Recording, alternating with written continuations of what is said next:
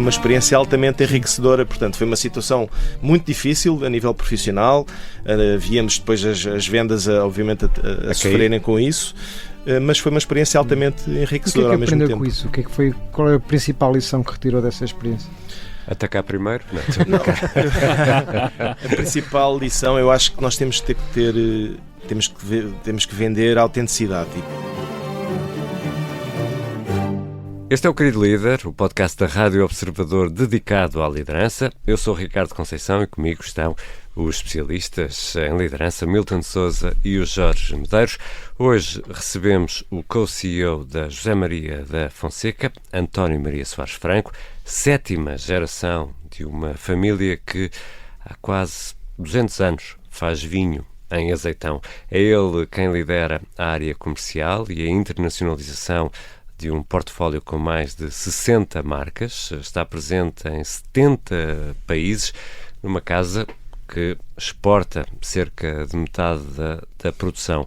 Entre viagens, provas e reuniões, é um corredor habitual, é pai de 4 filhos e começa os dias a planear mentalmente o trabalho para tentar manter o equilíbrio entre trabalho, desporto e família.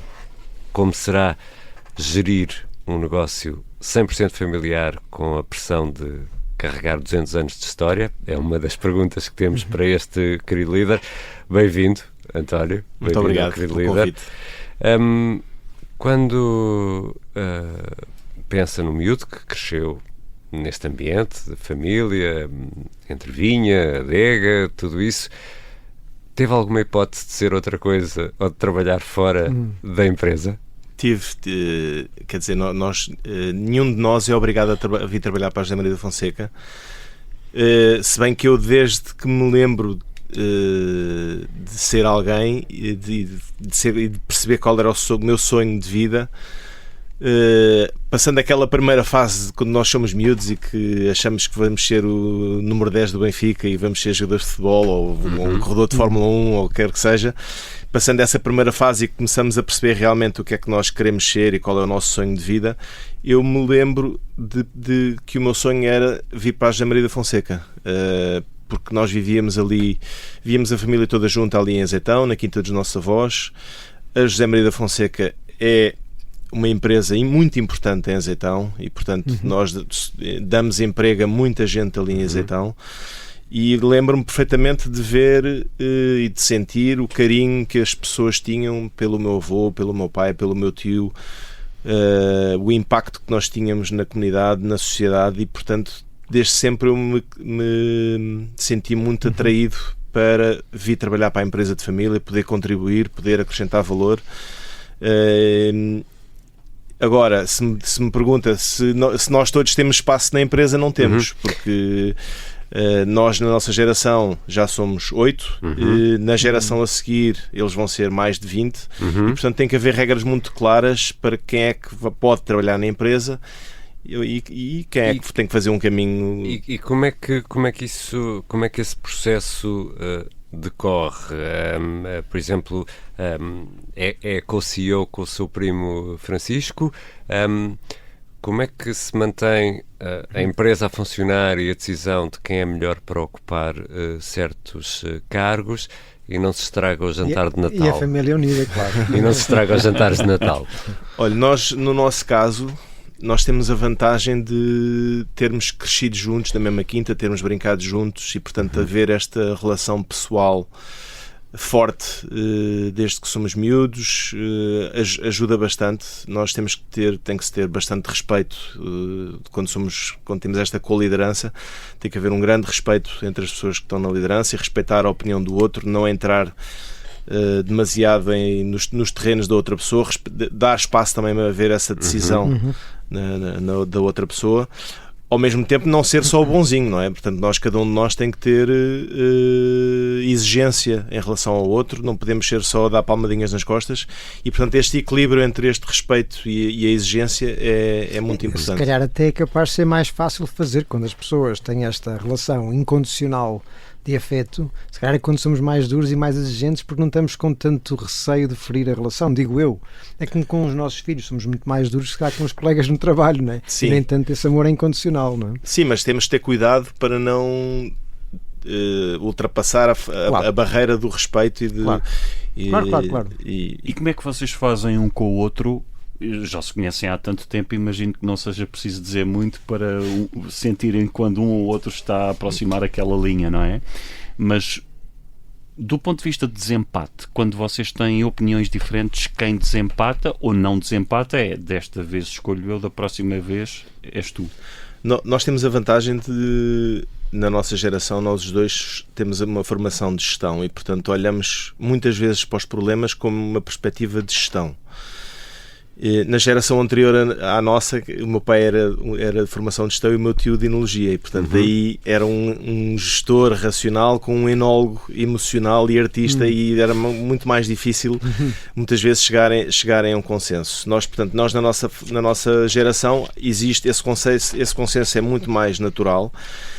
E depois temos uma pessoa importante também, que é o Paulo Costa, que está connosco também na administração. É um profissional não familiar, que foi crescendo na empresa, que hoje em dia está ao nosso nível na Comissão Executiva e que muitas vezes pode também servir de fiel da balança e de desempate sempre que houver alguma divergência de opinião. E, portanto, essa voz profissional fora da família também é muito importante nas empresas familiares. O António anda muito de um lado para o outro, não é? Como é que é, Sim, como é, que é a sua vida? A minha vida. No negócio do vinho, os clientes gostam muito de falar com a família, falar com os donos, falar com quem pode tomar decisões na altura, e não com pessoas que muitas vezes têm depois que escalar as decisões e a decisão demora não sei quantos meses. E, portanto, é muito importante nós, família, viajarmos, e felizmente nós temos um negócio em que as viagens até são bastante agradáveis. É um negócio também de relações pessoais, um negócio de pessoas. Nós estabelecemos relação de amizade com muitos clientes nossos e, portanto, é uma parte que até é agradável, a parte das viagens. É muito interessante viajar, ir aos Estados Unidos, ir ao Canadá, ao Brasil, à Suécia, à Itália, à China, à Angola, e, portanto, é uma parte bastante entusiasmante e que bastante motivante do trabalho de alguém que está à frente da empresa. São 70 países? Sim. Há alguns mais difíceis do que outros para o negócio? Eu diria, eu acho que enriquece bastante a nossa função de se conseguir gerir e conseguir ter relações com pessoas com culturas tão diferentes, como um americano que é completamente diferente de um brasileiro, que é completamente diferente de um sueco, de um chinês, de um angolano. E, portanto, a capacidade de nós nos conseguirmos adaptar à nossa comunicação, ao nosso estilo de gestão, à nossa capacidade de negociação com cada um destes intervenientes, acho que é super enriquecedora. Nós estávamos a falar há pouco também sobre o consumo de vinho, que, de acordo com aquilo que eu vou lendo, tem vindo a decair um pouco a nível global. Daí também a importância de uma estratégia de portfólio com diferentes países, mas vê isso? Estão preocupados com isso? O que é que estão a fazer para alterar esse panorama também? Claro que é uma verdade ao dia de hoje. O consumo de álcool está a diminuir a nível mundial e o consumo de vinho está a diminuir. Duas perspectivas. A primeira perspectiva é que nós temos quase 200 anos de história e, portanto, já vimos isto acontecer em muitas fases da nossa história. Portanto, o facto de estar agora a cair não quer dizer que daqui a 10 anos não esteja numa trajetória diferente. Mas está a cair por conjuntura do mercado ou eventualmente por uma maior consciência das pessoas em relação aos riscos do consumo de álcool? Eu acho que está a cair por duas grandes razões. A primeira grande razão é uma razão económica. Nós vivemos numa ressaca de uma crise de inflação que afetou a bolsa dos consumidores. Os consumidores são mais criteriosos nas suas escolhas. O vinho não é um produto de primeira necessidade e, portanto, há muita gente a consumir menos vinho e menos álcool por razões económicas. Depois há um segundo grande vetor que tem a ver com uma narrativa que se criou anti-álcool, uma narrativa que tem origem muito nos países do norte da Europa, e que nós temos que tentar combater, porque nós somos contra, obviamente, o consumo abusivo de álcool, mas consideramos que um consumo moderado de vinho à refeição é perfeitamente compatível com um estilo de vida saudável, com um estilo de vida mediterrâneo, como nós dizemos. António, mas aí a comparação com ciclos anteriores, se for o caso de uma narrativa, esta narrativa existe agora, mas não existia no passado. Portanto, isto é um risco adicional, independente do ciclo económico, não é? Certo, mas também já vimos uma narrativa de há 20 anos atrás, em que havia estudos em que o consumo de vinho tinha uma série de benefícios também para a saúde e, portanto, essa narrativa também daqui a alguns anos pode mudar. Agora, nós obviamente temos que gerir com a situação atual e, portanto, achamos que há aqui duas grandes estratégias. A primeira estratégia é, se vamos consumir menos, em teoria, em princípio, vamos consumir produtos ou vinhos melhores e, portanto, se eu estou a limitar o meu consumo de vinho, se calhar chego ao fim de semana e estou disposto a beber um vinho melhor. E, portanto, penso que haverá alguma premiumização do nosso negócio. E, por outro lado, nós temos que apostar na inovação. E a inovação aqui é produtos com menos álcool, produtos sem álcool. Nós, curiosamente, a José Maria da Fonseca, uma das características é este caráter inovador que já vem desde o nosso fundador. E quem diria que é uma empresa com quase 200 anos de história, que foi a primeira empresa em Portugal a fazer um vinho sem álcool. Sem álcool, não é? E, portanto, nós já o fizemos em 2008, já quase há 20 anos que nós fizemos o primeiro vinho sem álcool e, portanto, achamos que estamos na liderança das empresas que fazem vinho sem álcool. Achamos que estamos a fazer um vinho sem álcool já muito parecido com o que é um vinho com álcool e nestas viagens que eu faço pelo mundo inteiro já se vê, ao dia de hoje, muito mais interesse por um vinho sem álcool nos mercados do que se via há 20 anos atrás. António, eu vi isso bom, já lhe devem ter feito esta provocação 1000 vezes, mas vinho sem álcool não é sumo? Não, é diferente e na verdade é importante que as pessoas percebam que há dois tipos de produtos completamente diferentes. Há sumos, entre aspas, portanto, que não fermentaram, não chegaram a ser vinho e que são muitas vezes vendidos como vinho sem álcool.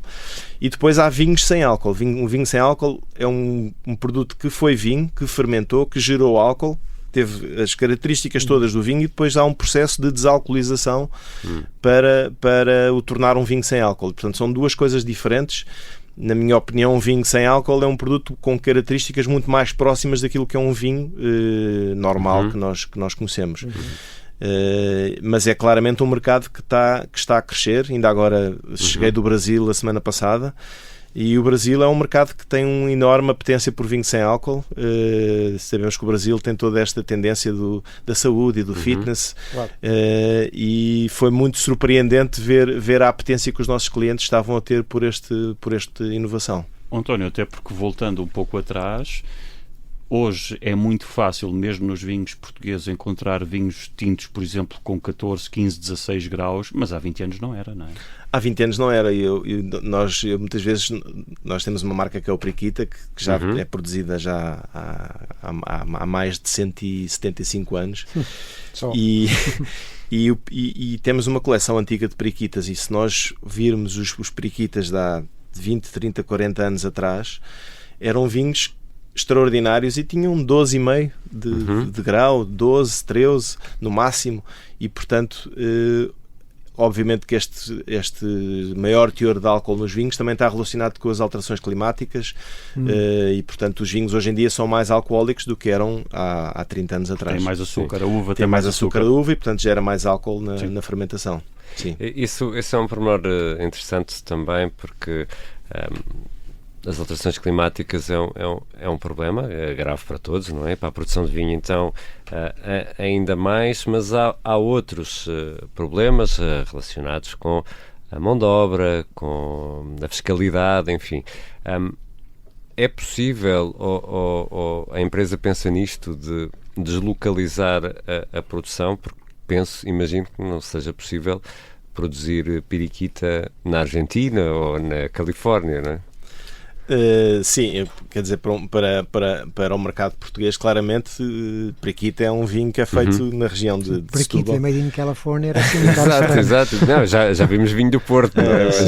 Mas não é permitido. Sim. Como é que nós estamos em relação à mão de obra? Nós atualmente estamos a plantar as vinhas da próxima geração, que são vinhas que são plantadas de início já de uma forma que exige muito menos mão de obra, muito mais mecanizáveis. Mecânica. Nós, felizmente, também estamos numa região relativamente flat e, portanto, onde é possível usar máquinas, ao contrário do Douro, que é bastante mais complicado. É muito mais possível mecanizar todo o processo da vinha na nossa região, e eu acho que é isso um bocadinho o caminho de futuro. Também no futuro a utilização de drones. Acho que são essas as estratégias para um contexto onde vai haver muito menos mão de obra no campo. Porque já está a ser muito difícil de encontrar. Já está a ser difícil e certamente que daqui a 5, 10 anos vai ser ainda mais complicado. A minha questão tinha a ver um pouco com isso, que começou por dizer que o negócio, e sendo um negócio familiar, tinha um papel muito relevante na criação de emprego na região, em Azeitão, e hoje essa questão é diferente, com a automação destes processos. Até que ponto é que isso altera um bocadinho a gênese e a sua matriz social na relação com a região? Quer dizer, os nossos colaboradores, obviamente existe uma parte importante de campo, mas depois existe uma parte muito importante de adega, de linhas de engarrafamento, de escritório, e portanto nós continuamos a ser um grande empregador da região em todas essas áreas mais produtivas e industriais.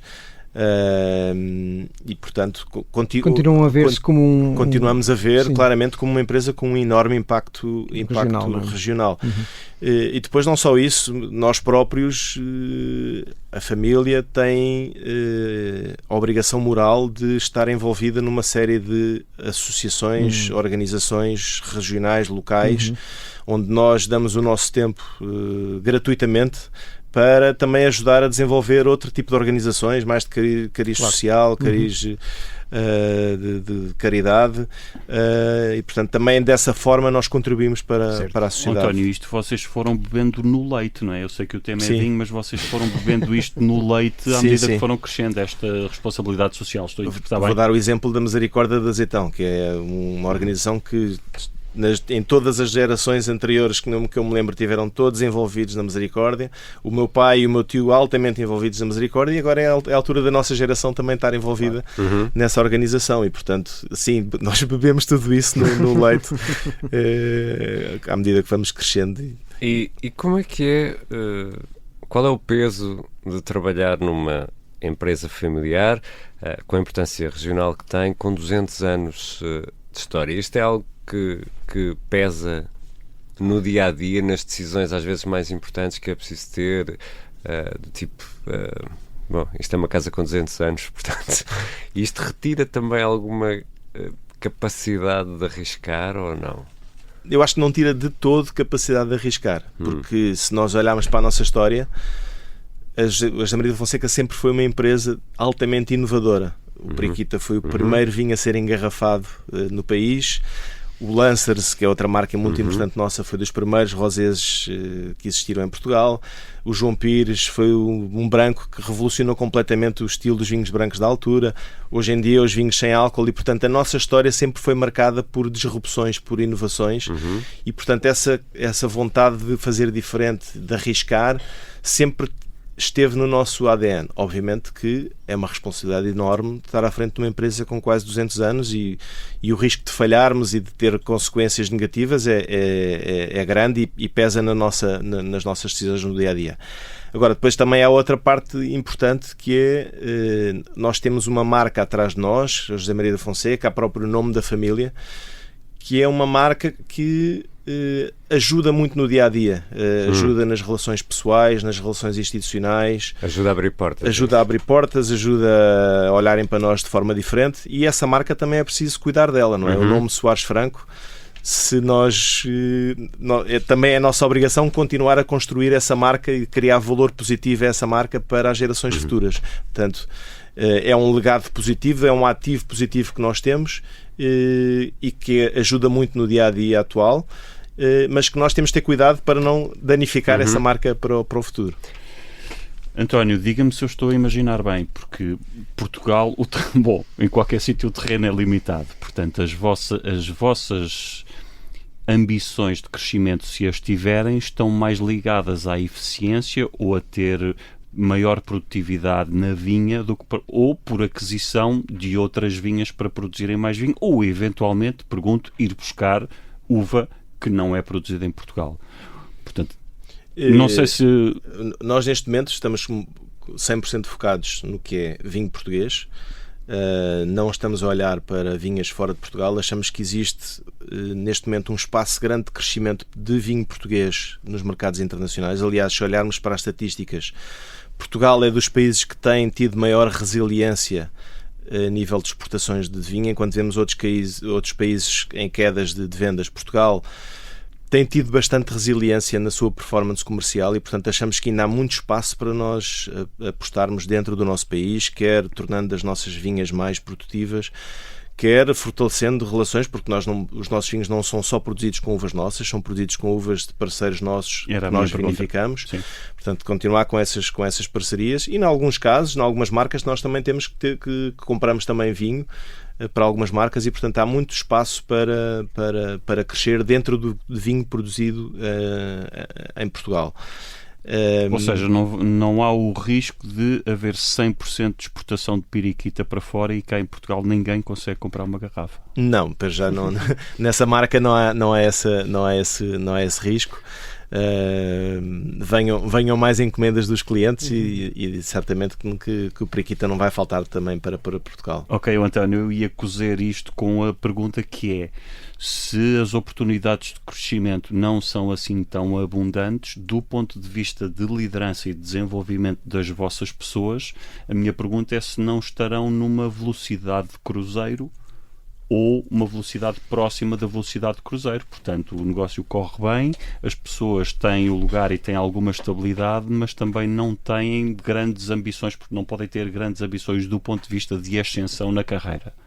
Se for o caso, do ponto de vista de liderança, o que é que se pode fazer? Eu não diria que as pessoas não têm possibilidade de ascensão na carreira.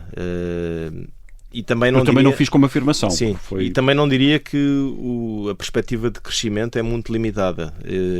Como eu falei há pouco, nós estamos a desenvolver novos segmentos de mercado, produtos com menos álcool, aromatizados, produtos sem álcool e, portanto, ainda estamos muito no princípio destes segmentos de mercado. E certamente que eu acredito muito que vai ter um desenvolvimento muito grande estes mercados e, portanto, eu acho que parte do crescimento da empresa vai vir por aí.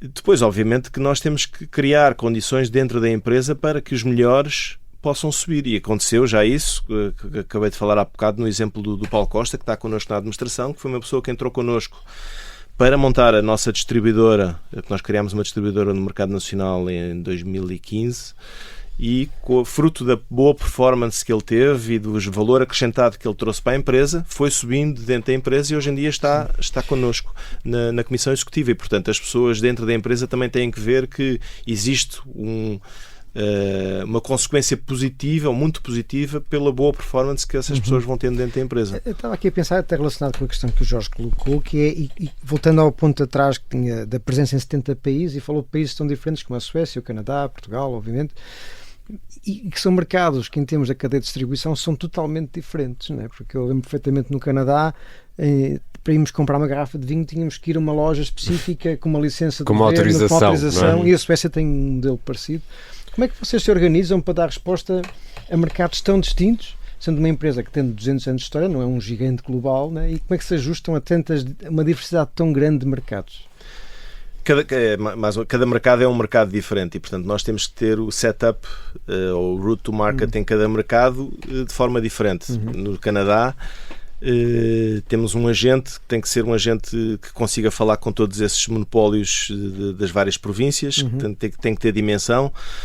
No Brasil temos um importador, distribuidor, que também tem bastante reach com as várias cadeias de distribuição. Com os suecos temos que ter uma ligação também direta com o monopólio. Em muitos mercados lidamos diretamente com supermercados e, portanto, nós adaptamos um bocadinho a nosso route to market consoante o que são as condições. Isso é uma complexidade grande em termos de estrutura, tudo que é o processo de vendas.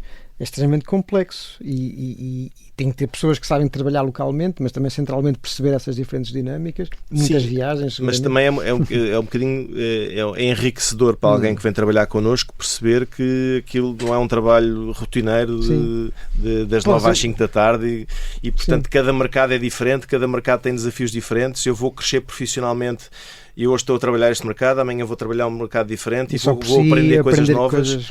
E depois temos a vantagem da família estar cá há tantos anos e nós somos um bocadinho os guardiões desse conhecimento e da forma como se atua em cada mercado. António, eu há pouco disse que uma das vossas opções estratégicas foi desenvolver o vosso próprio distribuidor, não é? Portanto, assim tem mais controle sobre o canal, obviamente.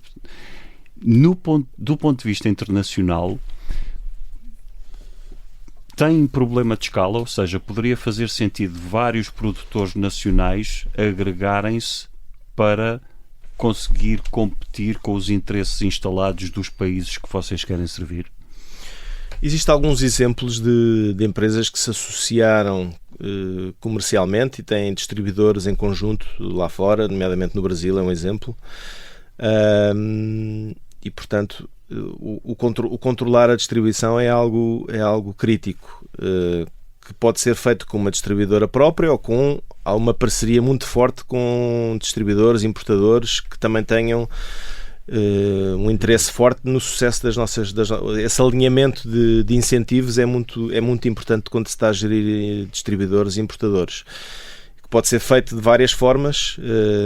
Daí a escala, não é? Porque se eu sou pequeno e estou a competir com um produtor que é muito maior do que eu, o canal vai estar controlado por ele, não é? Mas eu acho que muitas vezes nem sempre os grandes importadores e distribuidores são a solução ideal para todas as marcas. Eu se for uma marca de dimensão pequena em Portugal, eu prefiro muitas vezes trabalhar com um importador mais de nicho, mais pequeno lá fora, onde eu possa ser muito mais relevante para esse distribuidor do que estar a entrar dentro de um mega distribuidor em que vou ser uma migalha e vou ser um grão de areia no meio daquilo tudo e vou ter zero foco. E, portanto, temos que adaptar as nossas escolhas comerciais, as nossas parcerias comerciais ao que é a nossa realidade e, no fundo, garantir que do lado de lá há o máximo de alinhamento e do máximo também de interesse comercial para o processo das nossas marcas. Claro, e depois também há uma perspectiva que tem a ver com a relação em termos de volume versus qualidade do vinho que querem oferecer, dos price points que querem garantir. Portanto, há toda uma marca que tem que ser tratada, não é só vender o mais possível. Certo. Às vezes vendemos muito a curto prazo e não estamos a criar valor para a marca a longo prazo. Exatamente. Não é? Isso é uma questão estratégica. Agora, eu gostava só de pegar naquilo que falou há bocadinho da questão da nossa distribuidora em Portugal. Eu acho que foi um projeto que realmente transformou a empresa como um todo. O facto de estarmos muito mais próximos do mercado, muito mais próximos do cliente, de termos as nossas equipas que estão sentadas todos os dias ao lado da produção, ao lado dos enólogos, trouxe um conhecimento de mercado e um desafio do mercado para dentro da empresa completamente diferente. Não é? E transformou a empresa da noite para o dia. Portanto, os nossos processos hoje em dia são muito mais orientados para o mercado, a nossa rapidez de resposta é muito superior àquilo que era há uns anos atrás. E, portanto, não foi só uma forma diferente de organizarmos o route to market, foi realmente um projeto estratégico. Vertical e jusante, não é? Qual é que é o mercado mais difícil que tem que lidar em termos de vinhos? Mais complexos? Há muitos mercados muito complexos.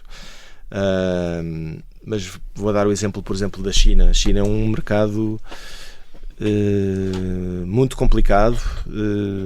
Obviamente é um mercado gigantesco. Mas, na verdade, não existe uma cultura de consumo de vinho na China. Há uns anos atrás vendia-se muito vinho para a China, mas ao fim do dia uma pessoa via que eram as mesmas garrafas que andavam de mão em mão a ser oferecidas por várias pessoas da China. Era uma oferta. Economia circular. Economia circular, exatamente. Sem consumo. Mas que, de vidro. Se alguém não beber aquela garrafa ao fim de algum tempo, vai era gerar... uma espécie de um objeto europeu, assim, tipo exótico, não é? Para os chineses o consumo de vinho é um consumo de status. Obviamente que vê-se garrafas a serem abertas e muitas vezes em contexto de negócio, muitas vezes vê-se em restaurantes, uma mesa de pessoas que estão a fazer negócio e que O objetivo é beberem a máxima quantidade possível de álcool. Vá lá saber-se porquê. Que é algo que nós não defendemos muito. Nós defendemos um consumo mais moderado. Na nossa cultura e na nossa tradição é essa a filosofia. Mas ali não. E portanto, é um mercado mais complicado, com hábitos completamente diferentes dos nossos, com formas de negociar completamente diferentes das nossas. O chinês é muito mais desconfiado, mas aquela coisa da paciência de chinês e de negociar com o chinês demora muito tempo a ganhar a confiança do nosso interlocutor. E como é que o António aprende a lidar com isso? É tentativa e erro? É ir lá muitas vezes. Ganhar a confiança é muito difícil e demora muito tempo. Tem que se fazer muitas refeições com eles, tem que se beber também um bocadinho. Mas se aquilo se torna um hábito, se começa a entrar dentro da cultura, bem, o problema do declínio do consumo de vinho fica pelo menos por alguns anos resolvido, não é? Sim, aliás, mas os chineses também têm uma produção grande, ainda não se sabe muito, cá não se ouve muito essas notícias, mas produz muito vinho na China, muito mais daquilo que nós imaginamos. E a qualidade, António? A qualidade está a aumentar. Eu já vi provas cegas com vinhos chineses onde fica-se muito surpreendido com a qualidade do vinho chinês. E temos poucas dúvidas de que eles lá chegarão, não é? Ou não? Sim, eu acho que é questão de tempo até lá chegarem. Pode não ser mau, porque cria um mercado que vos permite depois entrar nesse mercado. Sim, abrem o mercado por vós. Agora, onde eu diria que realmente é a maior oportunidade para os vinhos portugueses, continua a ser o mercado do Brasil. O mercado do Brasil é um mercado que tem um carinho enorme por Portugal, pelos vinhos portugueses. Olham para os vinhos portugueses com uma perspectiva completamente diferente. Um vinho português é um vinho que se bate de igual para igual com um vinho francês ou com um vinho italiano. Portanto, existe uma percepção de qualidade muito grande da parte do brasileiro. E felizmente agora nós temos uma coisa ótima, que é o acordo com o Mercosul. O acordo com o Mercosul vai abrir... Isso vai facilitar? Vai facilitar. Nós, no espaço de 8 anos, vamos ter as mesmas regras que têm atualmente os vinhos chilenos. Os vinhos chilenos têm cerca de 50% de cota de mercado no Brasil. E não precisam de estar estacionados para desalfandegar não sei quantos meses, não é? E as taxas que nós vamos pagar vão ser zero, tal como é o vinho chileno, e portanto vai haver aqui um desenvolvimento brutal do mercado do Brasil. E todas as empresas de vinho em Portugal com alguma dimensão têm que estar muito atentas a essa grande oportunidade que é o Brasil. E já agora, também não resisto à curiosidade, qual é o país assim mais exótico entre os 70 em questão? Há assim algum exemplo mais exótico? Quando nós estamos em 70, estamos em... Eu vou falar de exótico no sentido de ninguém diria que é um mercado tão importante para a José Maria da Fonseca, que é o mercado de Itália. E, portanto, o mercado de Itália, sendo um mercado produtor de vinho e com ótimos vinhos, é um dos mercados principais para a José Maria da Fonseca. Nós temos uma marca que é o Lancers, em que estamos distribuídos em Itália já há mais de 40 anos. E os italianos olham para a marca como eu penso que às vezes nem percebem bem, nem sabem bem que é um vinho português. É uma marca que está nas prateleiras, que se liga muito bem com a comida italiana, com as pizzas, com as pastas, e portanto eu diria exótico no sentido de ser completamente inesperado. Não deixa de ser curioso. Por acaso, ou vocês, quando estão a pensar lançar um novo vinho, têm um mercado de destino em mente e portanto tentam casar o vinho com alguns gostos particulares do país? Nós tentamos fazer isso. Por exemplo, vou dar o exemplo da Polónia. A Polónia também é um mercado em franco crescimento, que fruto também do excelente trabalho que a Jerónimo Martins e a Biedronka fizeram naquele mercado, e educaram os polacos a beber vinho português. Agora, os polacos... Mas isso é diferente, não é? Ou seja, vamos e educamos-los a beber o nosso vinho. Mas os polacos têm um gosto diferente do nosso. Os polacos gostam de vinhos mais doces e, portanto, nós temos que muitas vezes adaptar o vinho que estamos a produzir ao gosto daquele mercado. No caso do Lancers em Itália, acho que foi um bocadinho... nós tínhamos o Lancers, uma marca que foi criada naquela altura para o mercado dos Estados Unidos, e veio um importador italiano e achou que fazia todo o sentido para a Itália, e portanto começou a desenvolver essa marca naquela altura. Mas está um distribuidor que é parceiro vosso e contra soluções para o mercado local. Claro, mas muitas vezes, e o futuro tem que passar muito por aí, nós temos que adaptar muitos produtos àquilo que é o gosto dos consumidores locais. E temos as nossas perguntas fixas que fazemos a todos os nossos convidados do Querido Líder. Qual foi o pior momento da carreira? O pior momento da carreira, eu lembro-me eu comecei a trabalhar numa multinacional americana, que era a Procter & Gamble, portanto, uma marca de bens de grande consumo. Primeiro trabalho, e ao fim deram-me uma marca que era um sumo, não vale a pena estar a dizer o nome da marca, que estava a ter um sucesso brutal. Estávamos com crescimentos de cota de mercado gigantescos em Portugal, e eu tinha poucas semanas de trabalho, e de repente houve uma marca portuguesa que olhou para aquele fenómeno e disse: eu vou meter aqui a tampa em cima disto. E fizeram num fim de semana aquilo que eu acho que nunca mais vi em Portugal, que foi um ataque, uma publicidade comparativa, a dizer mal daquele produto, daquela marca. Aquilo começou uma sexta-feira ao fim do dia, e durante o fim de semana foi, em cada break de televisão, eram não sei quantos anúncios a dizer mal da nossa marca. Reunião de emergência no escritório, e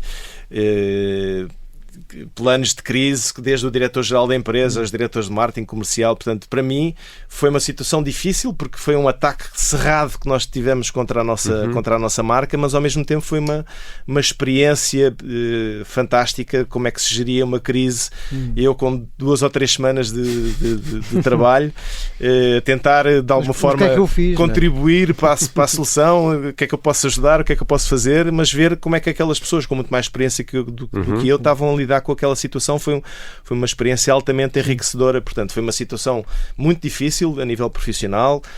Víamos depois as vendas obviamente a sofrerem com isso, mas foi uma experiência altamente enriquecedora ao mesmo tempo. O que é que aprendeu com isso? Qual é a principal lição que retirou dessa experiência? Atacar primeiro? Não. A principal lição, eu acho que nós temos que vender a autenticidade, e portanto temos de ter cuidado. Muitas vezes, quando nós estamos com produtos que não estão a comunicar um bocadinho coisas diferentes daquilo que não correspondem, abrimos aqui flancos a que aconteçam coisas destas. E portanto a autenticidade daquilo, e nos vinhos é muito verdade, a autenticidade do vinho, contar uma história real de onde é que o vinho vem, é muito importante, porque os consumidores gostam de perceber, gostam de... E ainda mais do ponto de vista de diferenciação, não é? Porque se numa prova cega eu corro o risco de preferir um vinho muito recente que vem de outro país qualquer, aqui a história, o legado é fundamental. É super importante, e aí a grande vantagem de nós termos quase 200 anos de história. Sim. Portanto, eu diria que esse exemplo desse momento foi um dos momentos mais difíceis da minha carreira. E cada vez mais, e vamos assistindo a isso, há muitas histórias associadas ao vinho, não é? O negócio vai contando histórias das garrafas, do produto. O consumidor é um consumidor emocional, ou seja, nós ligamos-nos às marcas de forma emocional e não de forma racional, e portanto, quanto mais nós contarmos uma história que cria emoções no consumidor e que cria essa ligação do consumidor à marca, mais fidelização vamos ter desse consumidor, e mais uma relação a longo prazo vamos ter com esse consumidor. E qual foi o melhor momento da carreira? Eu diria que o melhor momento foi exatamente quando nós criámos a nossa distribuidora em Portugal. Foi um projeto importante da 7ª geração da família. Não foi um dia que aconteceu, foi um processo de vários meses, uma decisão estruturada que tomámos com consciência e que realmente transformou a empresa de alto a baixo. E, portanto, eu diria que foi a coisa mais importante que nós fizemos até agora na nossa geração, foi a criação da distribuidora. E em que momento é que o António pensou, espera lá, agora quem é o líder sou eu é que sou o líder? Olha, na questão de liderança, mais uma vez, eu trabalhei na Procter & Gamble e nós, desde o início, fomos ensinados que ser líder não é só quando nós estamos na posição lá de cima que somos líderes. Eu, desde o início, quando era um Junior Assistant Brand Manager, era medido e era avaliado em competências de liderança. Portanto, nós podemos ser líderes desde a posição mais baixa até a posição mais alta. E, portanto, obviamente hoje estou numa posição de topo dentro da empresa, mas em várias alturas da minha vida e da minha carreira senti essa capacidade de liderança. E sente-se sobretudo quando nós estamos a comunicar com outras pessoas e sentimos aquele brilho nos olhos da pessoa, que a pessoa está a perceber e está a concordar connosco e está a ficar motivada com aquilo que nós estamos a dizer. E isso ocorre em vários momentos na nossa carreira, e eu mesmo no primeiro ano de carreira, a trabalhar na Procter & Gamble, sentia que havia momentos onde estava a ser líder. Obviamente que hoje em dia acontece muito mais, as pessoas olham para o CEO da empresa como o líder formal. Claro. Mas eu acho que é mais nesses momentos onde nós estamos a sentir que as pessoas estão connosco, estão com aquele brilhozinho nos olhos, estão com a faca nos dentes, querem ir matar atrás de nós e querem ganhar mercado e querem... portanto são várias essas alturas onde nós sentimos que realmente somos líderes. E há algum líder ou líderes que o inspirem? Olha, eu diria que há um líder que me inspira, sem dúvida, que foi o meu pai. Mais uma vez, lembrar-me de ser miúdo e de me perguntarem o que é que eu quero ser quando for crescido, eu dizia que eu queria ser como o meu pai. Eu queria ser o meu pai. Queria ser aquela figura que representava a empresa, que falava com os clientes a nível internacional, que tinha um respeito enorme das várias pessoas dentro da empresa e fora da empresa. Eu hoje em dia, para além de ser CEO da José Maria da Fonseca, também sou presidente da nossa associação. E vejo essa marca que o meu pai também foi presidente da associação, da ACIBEV, e vejo a marca que ele deixou em várias pessoas da nossa indústria, empresas concorrentes, a nível institucional, e portanto olho para o meu pai sempre como um grande exemplo de uma pessoa que liderou, que motivou, que inspirou, e portanto eu diria que dentro de casa tem esse grande exemplo. Depois, se pensar em líderes de facto icónicos, posso-me lembrar, por exemplo, do Churchill, que liderou também numa altura de crise, numa altura muito difícil. Nós hoje em dia achamos que aquilo era óbvio que se ia ganhar a guerra naquela altura, mas naquela altura não era tão óbvio assim que o mundo livre ia ganhar. E portanto liderar naquele contexto onde acho que era muito mais também pela comunicação que ele liderava. E a coragem que ele mostrou, as decisões difíceis que ele teve que tomar. Acho que é um exemplo de líder que nós temos até aos dias de hoje. Houve outros líderes que eu já admirei e que deixei de admirar, líderes a nível empresarial. Por exemplo, o Elon Musk. Eu já tive uma admiração muito maior pelo Elon Musk do que tenho hoje em dia. Mas eu diria que o Churchill continua a ser uma figura que eu na minha cabeça tenho como um líder que me inspira e que tento seguir. E qual é o sonho ou sonhos por concretizar? Olha, um sonho a concretizar, eu diria mais um sonho a nível pessoal.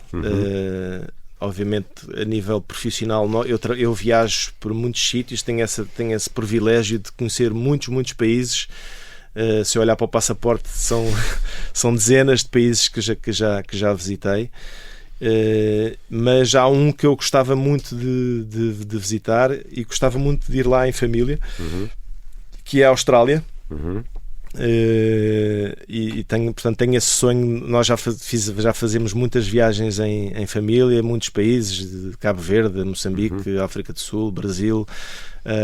E tenho esse sonho e tenho esse desejo de fazer essa viagem em família com tempo, porque para ir à Austrália não pode ser só numa semana, tem que ser com algum tempo, portanto tem que ser a altura certa da vida onde todas as pessoas... Sem prospecção de mercado, não é? Sem prospecção, não. Para trabalhar. Eventualmente pensar em alguma empresa para comprar na Austrália. Não estão na Austrália, não é? Nós vendemos para a Austrália, vendemos, sim, mas é um mercado residual. Curiosamente, no passado, nós já vendemos vinho sem álcool para a Austrália, para um supermercado na Austrália. E, portanto, é um país que eu gostava imenso de visitar, é um sonho que ainda falta concretizar. António, muito obrigado. António Maria Soares Franco, muito obrigado por ter vindo ao Querido Líder. Queridos líderes, foi um gosto. Até para a semana. Até para a semana.